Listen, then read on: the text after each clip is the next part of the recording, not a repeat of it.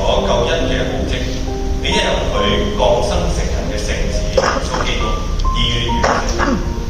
基督喺訓示咗一切之後，委託佢嘅教會去向全人類宣講福音。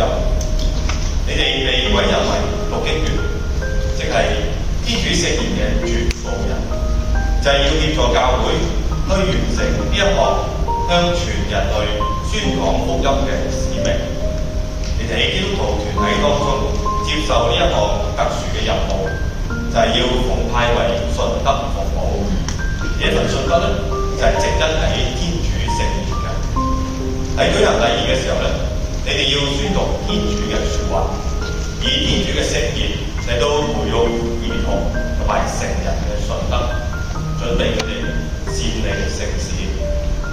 你哋要向未有信仰嘅人傳播救恩嘅訊息，借住你哋嘅幫助，眾人都要因着認識我哋嘅天主父同埋佢所派嚟嘅聖子耶穌基督而獲得永生。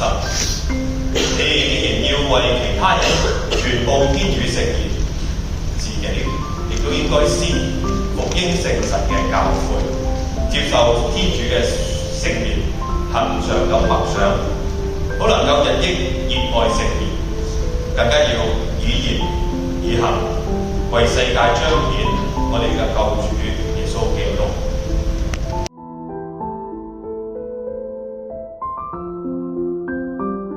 傳授天主聖言，好能夠喺眾人嘅心中茁壯成長。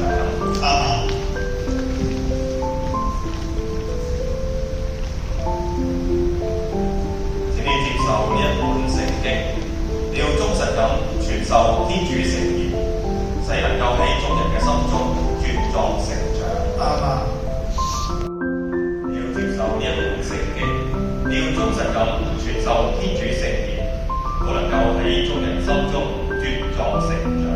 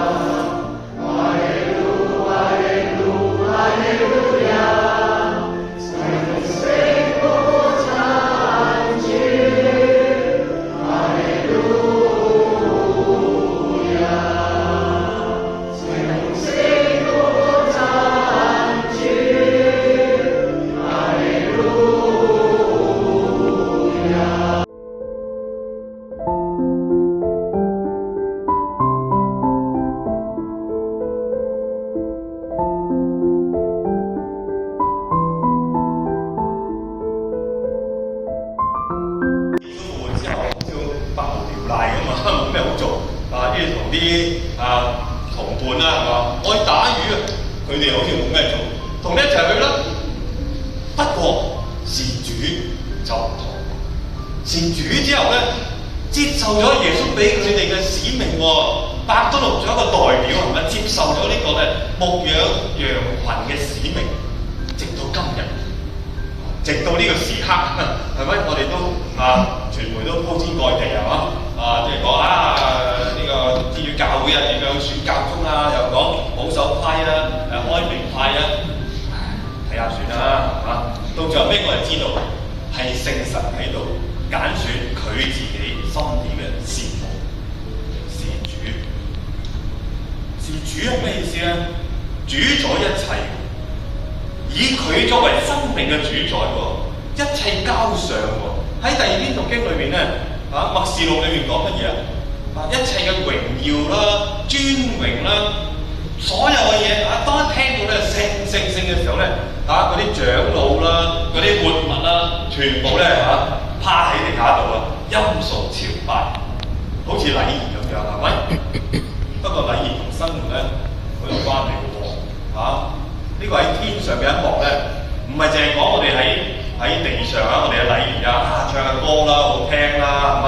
副祭咧哇，每一步咧點樣行法，好公正啦，好莊嚴啦，唔係淨係咁啊，係我哋嘅生活當中我係咪以耶穌為主咧？各位弟兄姊妹，今日我哋唔係淨係睇呢7位兄弟佢哋領受職務榮耀，都提醒翻我哋喎。我哋唔係有呢個讀經職、副祭職，更加咧唔係有終身執事，係嘛？唔係呢個職務，唔係呢個召叫。不過我哋每一個人有我哋嘅召叫，家庭主婦啦、丈夫啦、公司裏面嘅同事啦，係咪啊？好多好多，你每個人都有一個崗位，有一個角色。其實最緊要嘅唔係做乜嘢，唔係做乜嘢，而係點樣做。點樣做啊？是主，因為佢叫我做，以佢嘅精神去承擔起佢交託俾我嘅，即使有時好辛苦，做終身執事咧都唔係幾好玩㗎。唔好以為咧做咗終身執事咧啲人就話你又公公正正哇啲咩咁你主教梗係添啦，係嘛？都唔係㗎，有人都會寫上，主教好似唔係好啱喎有啲嘢做得唔錯你都唔好咁講嘢喎，都會有㗎或者問下我哋啲終身執事一陣，你訪問下，我哋喺堂區裏邊有時職務裏邊都有啲嘢唔係咁容易捱㗎。不過唔緊要喎，第一篇讀經同我哋講乜嘢啊？即使俾人打咧，喜喜歡歡，點解啊？是主，因為佢有乜所謂？各位弟兄姊妹，今晚邀請大家，即係咪背一句聖經金句得2個字好簡單，係乜嘢啊？是主，係主好緊要好緊要佢係咪我嘅主咧？因為我只係買咗一塊等喺屋企裏邊有啲人屋企入我喺家房邊耶穌是我家之主咁等喺嗰度。但係唔係我生命當中係咪以佢作為我嘅主、我嘅主權、我嘅考慮、我人生嘅決定、我生命嘅方向，我要做乜嘢，或者唔做乜嘢，係咪因為佢嚟自今日嘅福音？是主咩福音啊？約翰福音第幾章咧？21章喺約翰福音最後一章第21章第幾節啊？唔係好知啦，緊要第7節21章7節，好簡單，是主。好，我哋一齊背一背啊！先背咗嗰句先，雖然係都背一背先啦好，一齊嚟，是主。